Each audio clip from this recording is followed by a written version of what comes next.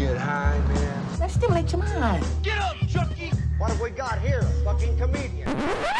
Rojan Kim. Hello, and welcome to the Rojan Kim cast. It's me, Rojan Kim. Joining me. I've had a bit of a hiatus. I've been traveling, a little cross-country traveling to Denver. I guess it's not cross-country, it's mid-country, but it's like a 1,000-mile drive or whatever, in the middle of a pandemic. People say global pandemic in the middle of a global pandemic. Global, but that's redundant. Pan implies the globe. Okay, I think that's called being pedantic, which I've been accused of. Okay, not pederast, not a pedophile, but pedantic, which I guess means just like really picky about stuff. But sorry, if I believe that words should mean something. All right. It's a great way to start. I'm just going to start yelling at you. Sorry, you probably have to turn down your headphones and all that. Now I'm going to talk like this. Now I'll start doing my ASMR. Well, where are we, everybody? Here we are. We're still here. I'm in LA. I'm in California, so lockdown's back. The opened, then closed. Grand opening, grand closing. I lucked out and got a nice steak dinner at Musso and Frank's the 4 or 5 days it was open. Managed to get a reservation on my birthday, slide in there with my lovely lady, eat a nice dinner. And after that, poof, they were gone. It was after that. They were gone. They were gone. That's it. They must have bought at least a week's worth of food or something. I mean, they had to toss all those steaks, all those cows that died, all those people that could have had steaks, all the food wasted, open, close. Now, some people are like, well, they shouldn't have opened it in the first place, and maybe, and it's better to save the people and all that. I don't know. I mean, honestly, I don't know. I think it would have been better to either keep it closed or keep it open, but not open it and close it. That's like the worst thing you could do. But the cases were rising. Yeah, I get it. I get it. But there are unintended consequences of just opening and closing things. You know what I mean? Like as if there's really some kind of scientific, or let's just say kind of like surgical precision to what we do in terms of public policy. Like, it's easy to believe that. I used to believe that the government would of course they'd be on top of it, like the war. The wars, right? We had 2 wars until now there are 7. And we're pretty much like, look, we got the biggest, this is how I feel, we have the biggest military in the world. We spend a shitload of money on it. We got to be on top of it, right? We're just invading and bombing all these countries. Like we got to, and then when you find out information, from journalists and whatnot, it's no, we don't, no. So the Pentagon Papers, right? That's what came out from about Vietnam. And then which sort of revealed that what I just said, basically they had no idea what they're doing, and they had to lie to the American public to justify continuing to do it. Everybody knew that it wasn't working, the war efforts, and they just doubled down anyway, just so that they didn't have to tell the American public that they were bullshitting them. And that war only lasted 10 years. We're like 20 years. We've almost been, at war for 20 years now. And the Afghanistan Papers came out, and a similar founding, it found similar things. What is this, a new show? I don't want to do new show. I'm sorry. The Afghanistan Papers, go look it up. It's a parallel to the Pentagon Papers from the previous generation, and it pretty much says the same thing. So why am I even talking about this? I feel like there's a lot of divide and conquer going on. I think divide and conquer is the name of the game. Just bar none, right? Like just read the first chapter of the People's History of the United States. You commie? Yeah, I know. Maybe it's commie propaganda, but just read it. Just read the idea of Bacon's Rebellion, what happened, and how the House of Burgesses in the Commonwealth of Virginia, this is before America was a country, how they passed a law saying that the white serving class slaves, basically, or indentured servants, whatever you want to call them, the white ones could become citizens and the black ones could not. They passed a law doing that after this rebellion where both black and white slaves rose up, okay? They rose up to go murder a bunch of Indians, but then they turned around and went to go murder the masters, and then they were all hanged. or at least the leaders were all hanged for it, including, I think his name was Nathaniel Bacon. I don't know. I mean, it's been a while, but I'm just saying, divide and conquer has always been the name of the game. Okay, it's been clear to the let's just call them the ruling class. Okay, the masters or whatever you want to call them, that a great threat would be if the underclass united and rose up.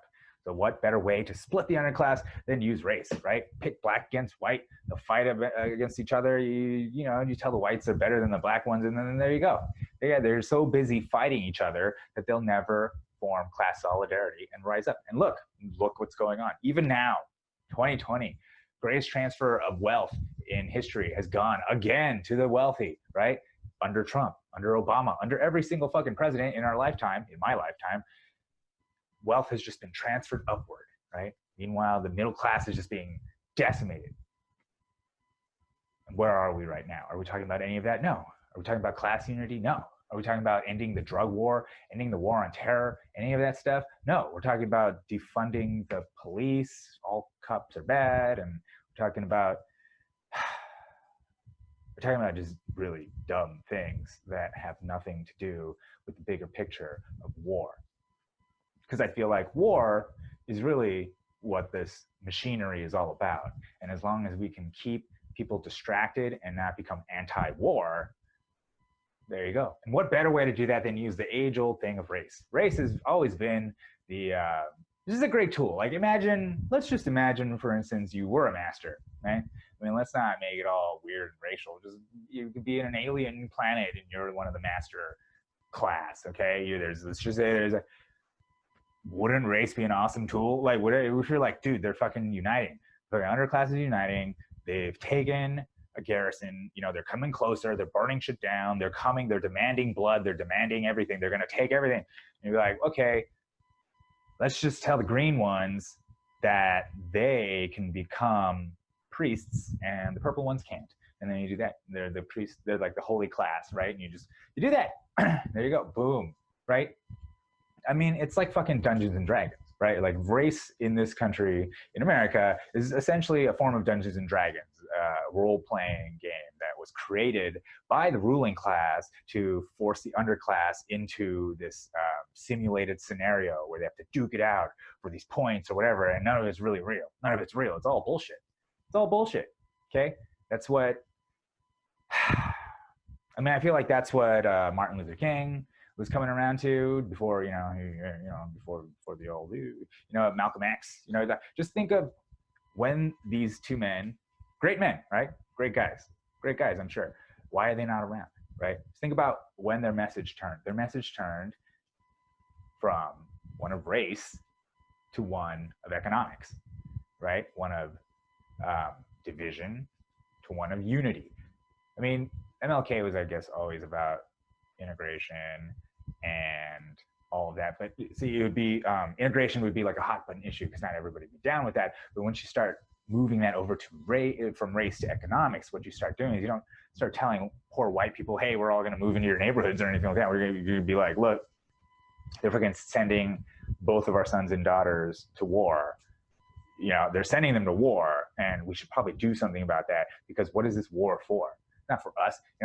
Every war in this country, every war in general, period. I'm just going to go out and say it, even though I don't really believe in absolutes, but pretty much every war, let's say, as in history, there's probably some corruption underneath it. I mean, just as much as, I'm 42 now, and I feel like I know a thing or two about humanity, and one of the things is that they're fairly corruptible. And something like war is a giant endeavor with lots of money, lots of resources, death, it's an opportunity for a lot of people. You know what I'm saying? It's like sociopaths, or just go-getters, just a guy that wants, everywhere from the grunt to the general. If you're a guy just wants to just kind of kill a random person just because you can do that. You just have to go through the boot camp and the serving and to take the oath. But whatever, you do all that, you get in there, you do whatever you want under the guise of war, because it's honorable. It's like cool. It's totally cool to rape and murder everybody in this village. Just totally fine, because we're the good guys. See? So war allows the ruling class to maintain their interests by using the underclass, right, to fight for them And meanwhile, the ones that aren't fighting, the ones in the cities, you want to keep them split up, kind of fighting amongst each other so they don't rise up and decide, hey, this is all bullshit. What are we even doing? Like, why are they spending all of our money on these wars when they could just be spending all this money on the infrastructure of this country and on us? I don't know. But that, and I'm not just talking about America. I'm just saying all the way back to Rome. You know, I'm going back to whatever, empire. You know, that's the thing about empire. So here I am. What the fuck am I talking? What is he talking about? Okay.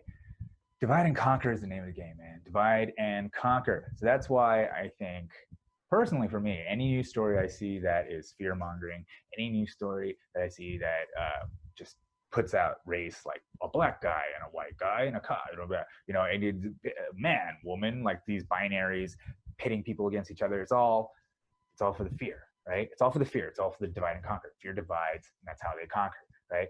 And I think, to me, one of the most telling things is how even the idea of people of color, POC, there's colored people.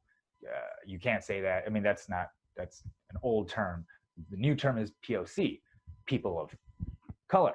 Okay, so that would, I'm assuming, one would assume, these are all academic terms, but the thing is they don't come out. It's not like somebody comes out and explains what this really means until you get articles and think pieces and shit like that, which we have the internet for, thank God. Thank God we have the internet, right? That we could have these think pieces about who is a person of color, right? That's so important in this time when the economy is about to crumble. Okay, so we're gonna have nuclear war. That's fine.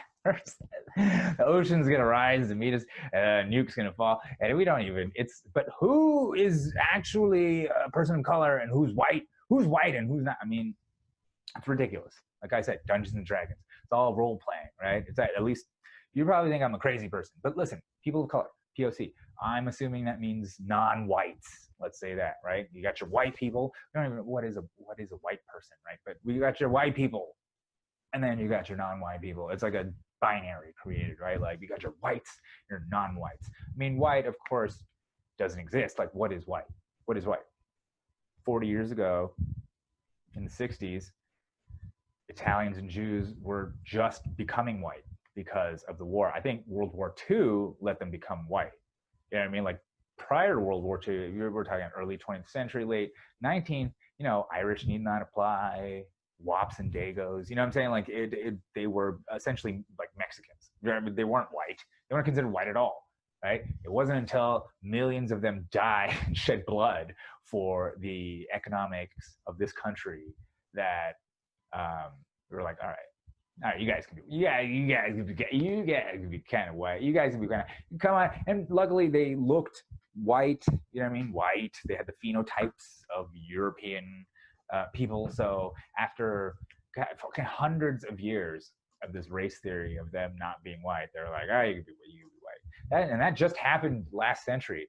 That literally just happened after World. They had to nuke Japan twice, firebomb Dresden, and just destroy all of Europe and Asia, just the world, in order to be like, okay, you guys are white now, Italians, Irish, come on in, you're in the group.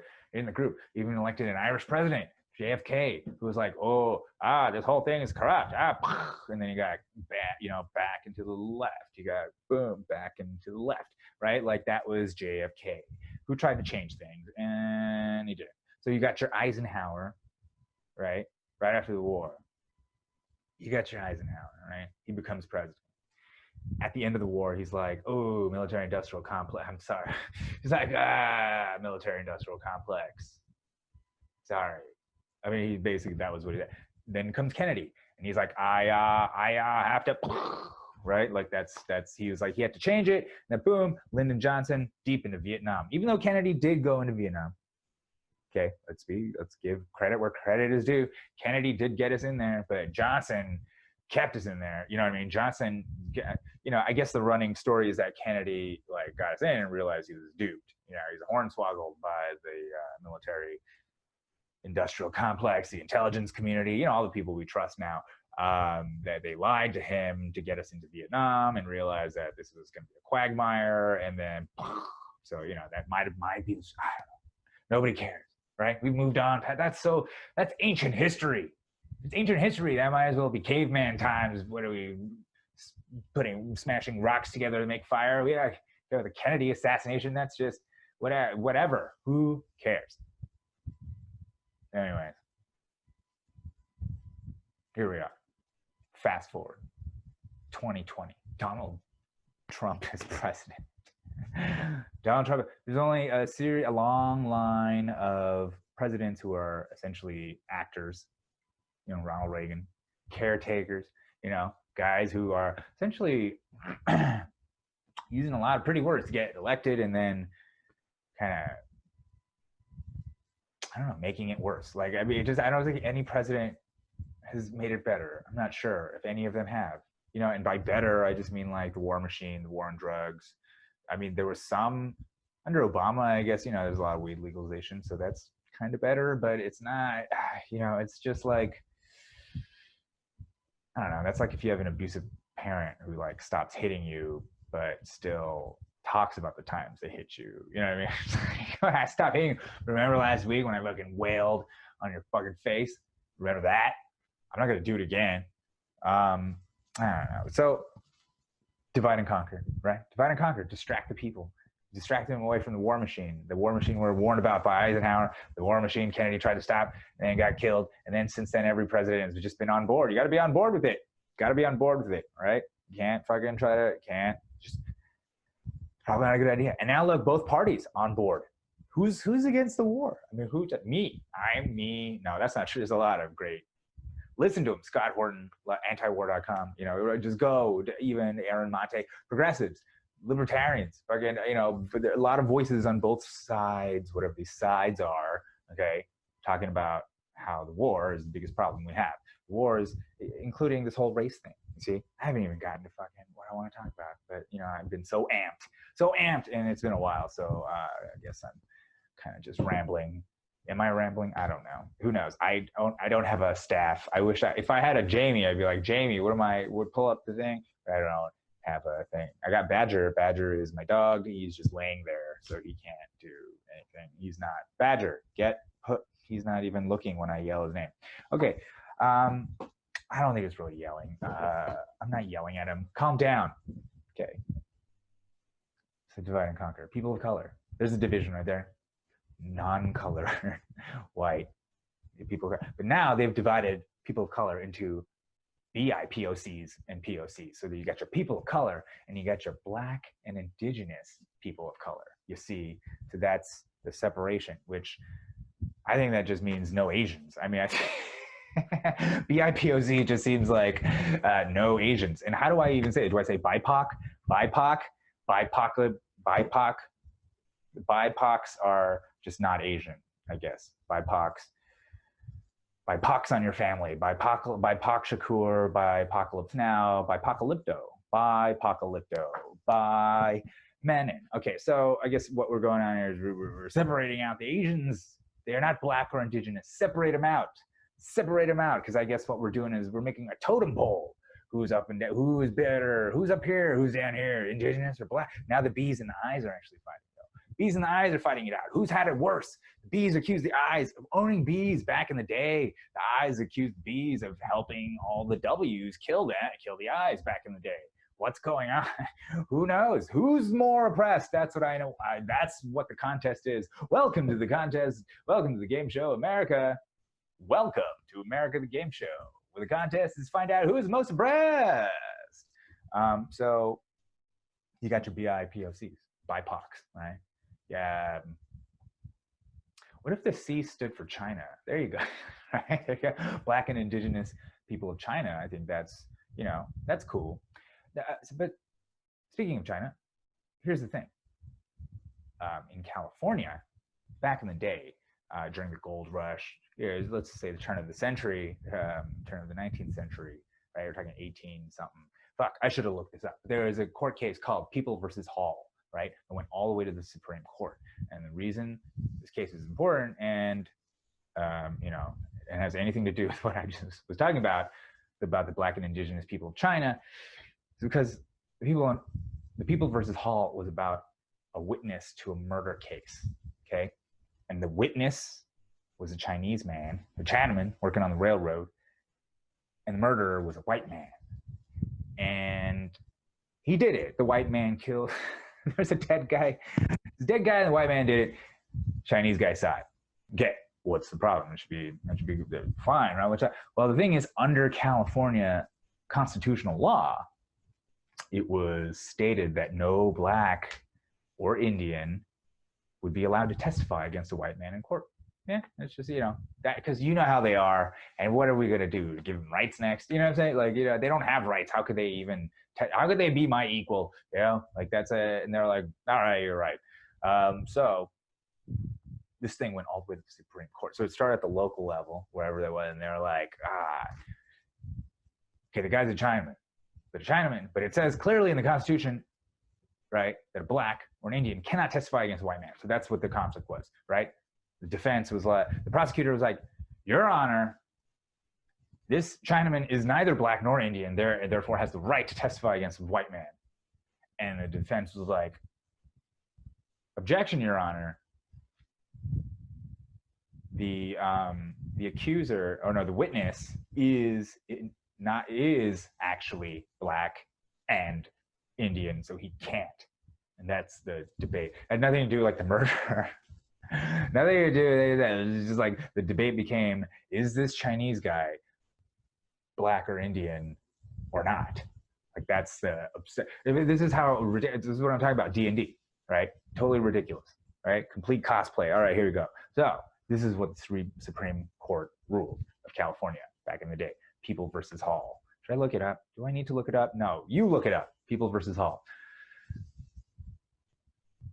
The Supreme Court of California ruled that the Chinaman, I guess he did build the railroad, so you know what? Let me just say, I call him a Chinese man. I'm just calling him by Chinaman because that's what they call it. They called it Morse back then, okay? That was the polite thing to call him. Celestial, I guess. The Celestial, all right?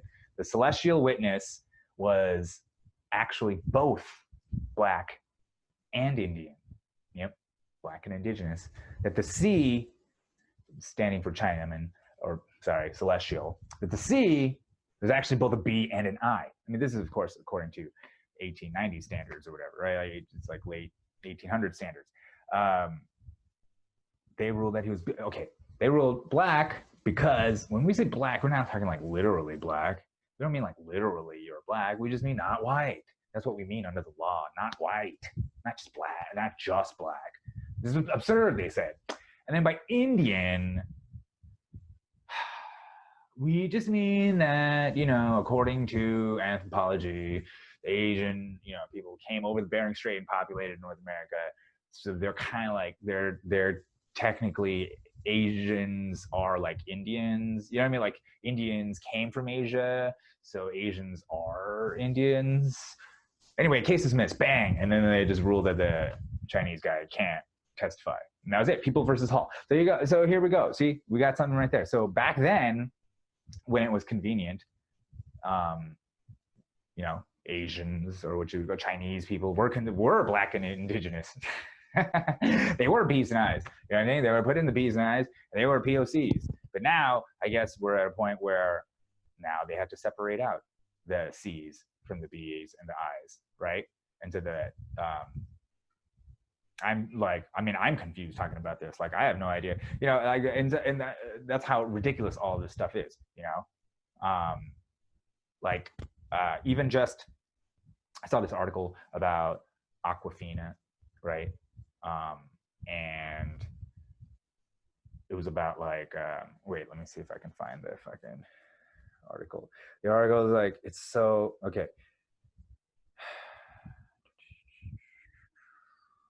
This is great TV. It's time for Asians to drop their black scent, right? It has this picture of fucking Aquafina. Okay, it's time for Asians to drop their black scent. And this article is just about like Asians have been part of white supremacy. It's this all like yellow fragility thing. Like Asians are adjacent to white supremacy, and so their use of the black scent is culturally appropriating. And Aquafina, I don't know. I'm sure she grew up. Asian girl grew up in Queens. You know what I mean? Like they have a number of choices of how you're going to talk if you grew up in Queens. Okay, can't sound black. Okay, don't sound black. Okay, oh, maybe she shouldn't sound white either. Maybe she should only talk like this. This only way to talk to people to make them feel uncomfortable. You make them feel uncomfortable. You talk like a black or a white. So you talk like a D. Is that what we want? Is that where we're at? This makes no fucking sense. The way you speak is regional. The way you speak is, it could be a matter of choice. The way you speak is fucking America, where we have freedom of speech, right? So black scent, there's no ownership of language like that. There's no black scent, okay? That accent, etymology, this is really ruining my point. Etymologically. The black scent, etymologically. No, I'm not. That can't be right. Let's try another fancy sounding word. The black scent linguistically can be traced back to England. Okay, it's like a particular Cockney type of slang with the I think, that sort of like F's for THs, and like it just I'm not a scholar about it, but I read about it or I saw it on a podcast. Okay, like just fucking you Google it, you look it up. You look it up. This whole thing of like, what's the right way to sound? What's the right way to sound? What's the right way to sound? Okay, I mean, there's this whole thing of like, Asian silence is violence, right? Asian silence, your silence on the matter is deafening. Asian silence is just like white silence. And then on the other hand, it's just like, it's time for Asians to drop the black scent. Imagine if white people, it's time for Asians to drop the white scent, and then Asians should only have an Asian accent, right? It's all, it's also just the fact that America is on a black and white polarity, right? America is on a black and white polarity, and Asians have to sort of pick what that is. And it's become a binary, right? It's all black and white. And it's very insulting considering Asians are the ones who invented the yin yang, okay? We invented the yin yang, and now you're putting us in this position. Don't you see from the yin yang that it's black and white, and inside the white there's black, and inside the black there's white, and it swirls round and round, and forever you'll go, and that's what it is. And until you realize that, it'll just always be conflict and war, and that's where we're at now. That's where we're at, right? Everything has to be binary in this country, and it's so fucking dumb. Dumb, right? Apple, Android, Democrat, Republican, blues, reds, and it's like, it just fucking, come on. This is all marketing, right? Like I put on, I put on this hat, right? Now I'm white, because it's a hunting hat. And it's like, somebody even said, this is the whitest Asian I know, because I'm wearing this hunting hat. That must mean I'm hunting, and I love Trump, and I love this and that, and I'm white. I think I'm white, I'm top part of white supremacy, right? But then, but if I put on this hat, I'm like, fucking shit. Like, you don't have to fucking, be all coming at me with that shit. Get the fuck out of here with that, all right? I'm more street. What am I, street? This isn't even a black, hey, yo, dog. Hey, yo, what gives, cuz? Why you coming at me like that, cuz? Don't be like that, cuz. Come on, man. Like, you think you can come out with that race shit, motherfucker? I'm white, black. I don't give a fuck. I'm fucking, am I yellow? I don't give a fuck. I'm everything. I'm all of it. I'm fucking America, bitch. I'm America, motherfucker. What are you gonna do about that? What you gonna do, huh? What you gonna do, brother? What you gonna do when the white, yellow, black, trans, I don't know. It's like if I wear this hat, I'm white now. Hello, I'm white. I am a card-carrying member of the NRA. I vote Republican. I like to pay my taxes on time. I'll do your taxes for free if you bring a person of color to my hey, check me out, yo. Check out my SoundCloud, y'all. I've got sick beats on it. I throw down beats, son. I throw them down like I throw them down like I don't even know how many beats I got. You know what I'm saying? Like I'm just fucking throwing them out. I'm literally shitting out beats, yo. I'm shitting beats out, son. It's fucking ridiculous. The whole thing's absurd. It's ridiculous. You know what I'm saying? It's just, all it is just a visual trick. And that's how easily it's all marketing. Visual shit. You know that they did an experiment where they had a group of people look at another group of people that were mixed race of white and black, and they were like, split them up into teams. And at first, naturally people split them up into white and black groups, right? The white people were the white people, black people were the white people. And then they were like, all right, they give them shirts. They give them so some of the white people and black people had the same color shirts, and there were 2 color shirts, but mixed between the races, right? And the people naturally ended up dividing them by shirt color, right? So that's, I don't know. I mean, I don't know if that's conclusive science, but that to me just gives me an insight as to how visual we are as tribal monkeys, right? And all it takes is shirt color to short circuit that. That's why sports works, right? That's why war works, right? That's why, and bringing us back to the war machine. Okay, the first desegregated infantry in the U.S. Army went to Korea, was deployed to Korea. See, so a bunch of, like a bunch of these guys, and a bunch of these guys came over to kill a bunch of these guys, right? You understand? Like that's, yeah, you understand how absurd all of this is? Black, white, whatever. And now here I am. That's the reason why I'm here. My family fled country that was war torn after 20 years. They fled. They weren't really allowed into the States until the 70s because there was a tribal ban. You don't like to talk about that, but now there's so many of us, and we're not even considered POCs. We were nuked, and we were Agent Oranged, and we were My Lai massacred, we were DMZ'd, and we were fucking, but fuck it, whatever. I don't care. I honestly don't care. You understand? Because that's my right as an American. My right as an American is to live free in this country and not give a fuck about the old country, okay? That is the God-given right of every American, right? And in the meanwhile, I guess, I don't, I support, not like vocally, but just by living, by my tax money or whatever, by everything, it all goes to a giant war machine. That is how it birthed me. That's what birthed me, and here I am supporting it. So, I mean, I'm complicit as well. I'm a war baby. So are you. But we're also all making war babies. So who knows? I mean, the cycle continues, right? Black and white fighting each other, us and them fighting each other, war going on, war here and there, us versus them. Keeps going on until we finally realize that your enemy is you. You are your enemy. You should just start making out, you fucking narcissistic bastard. That's what you want anyway. That's all you want. You want to just fuck yourself, and you know it. You know it, or would you let yourself fuck you? Huh? That's an interesting question. Psychology, for the psychologists out there. Whew, okay. I'm probably gonna wrap it up. Listen, I am this close to going Asian Hotep. Okay. You saw it. I have hats. I have different hats for this. I don't have an outfit. I feel like it would work with an outfit. I feel like I should just be like, the white man has separated the yellow man from the black man. I feel like I should be doing something like that, but that's not, maybe that's not, I'm not quite ready, or you're not ready. One of us isn't ready. But you know what I am ready for is for you to follow me on Twitter and Instagram at RodenKim. Please subscribe on iTunes or whatever they call them, all the podcast places. Please subscribe, leave a comment, rate, review, all that stuff. And thank you so much again for listening. Until next time.